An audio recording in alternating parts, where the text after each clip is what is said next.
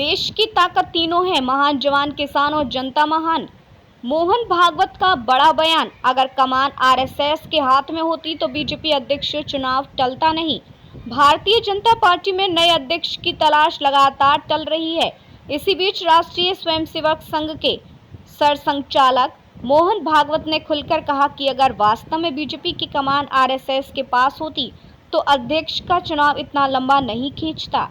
गुरुवार को नई दिल्ली के विज्ञान भवन में आयोजित संघ के 3 दिवसीय विशेष कार्यक्रम 100 वर्ष की संघ यात्रा नए क्षितिज में पत्रकारों से बातचीत के दौरान भागवत ने कहा कि विपक्ष के ये आरोप निराधार हैं कि बीजेपी में हर फैसला आरएसएस के इशारे पर होता है। उन्होंने साफ किया कि अगर हमारे पास बीजेपी की कमान होती तो नए अध्यक्ष के चयन में इतनी देरी ना होती। संघ सामूहिक रूप से निर्णय लेता है और अपने स्वयं सेवकों पर भरोसा करता है। बीजेपी अध्यक्ष की खोज क्यों बनी बड़ी पहेली। बीजेपी की मौजूदा अध्यक्ष जेपी नड्डा का कार्यकाल जनवरी 2023 में समाप्त हो गया था, लेकिन 2024 लोकसभा चुनाव की तैयारियों और संगठनात्मक व्यवस्थाओं को देखते हुए उन्हें 2 बार विस्तार दिया गया। अब जबकि लोकसभा चुनावों के बाद पार्टी को पूर्ण बहुमत नहीं मिला तो उसे गठबंधन के सहारे सरकार बनानी पड़ी, तो नए अध्यक्ष का चयन और भी अहम हो गया है। पार्टी के भीतर कई नाम चर्चा में है, लेकिन अब तक कोई औपचारिक ऐलान नहीं हुआ। विपक्ष लगातार आरोप लगा रहा है कि अध्यक्ष का फैसला आरएसएस तय करता है।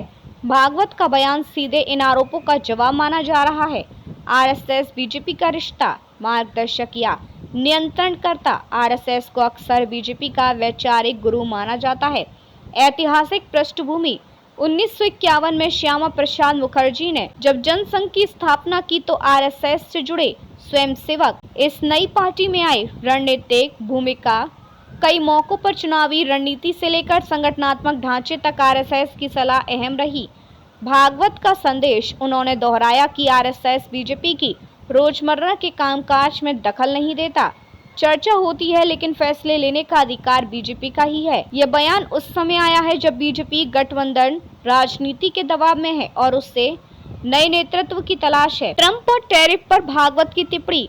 मोहन भागवत ने अंतर्राष्ट्रीय व्यापार और स्वदेशी पर भी जोर दिया। अमेरिकी टैरिफ विवाद के बीच उन्होंने कहा कि भारत को किसी दबाव में नहीं आना चाहिए। भागवत ने अमेरिका के पूर्व राष्ट्रपति डोनाल्ड ट्रंप का नाम लेते हुए कहा कि दबाव में व्यापार नहीं किया जाता, व्यापार स्वेच्छा से होना चाहिए। उन्होंने लोगों से अपील की कि वे घर के बने पेय और खाद्य पदार्थ का इस्तेमाल करें और आत्मनिर्भरता की शुरुआत अपने घर से करें। उनके मुताबिक भाजपा भूषा भजन और भोजन अपने घर के भीतर स्वदेशी होना चाहिए। राजनीतिक महत्व, भागवत का ये बयान कई स्तरों पर अहम है। विपक्ष को जवाब, लगातार लग रहे आरोपों का खंडन, बीजेपी की अंदरूनी स्थिति, नया अध्यक्ष चुनना सिर्फ संगठनात्मक फैसला नहीं बल्कि राजनीतिक दिशा तय करने वाला कदम होगा। स्वदेशी और आत्मनिर्भरता का संदेश, आर्थिक मोर्चे पर भी स्वतंत्र नीति अपनाने की अपील। कुल मिलाकर मोहन भागवत ने एक तरफ आरएसएस और बीजेपी के रिश्ते को साफ किया तो दूसरी तरफ देश को स्वदेशी अपनाने का संदेश दिया। लेकिन बड़ा सवाल अभी भी वही है, बीजेपी का नया अध्यक्ष कौन होगा और कब आएगा। देखते रहिए changing future TV. Like, share और सब्सक्राइब करना ना भूलें। देश, दुनिया और भविष्य की सबसे बड़ी खबरों के लिए।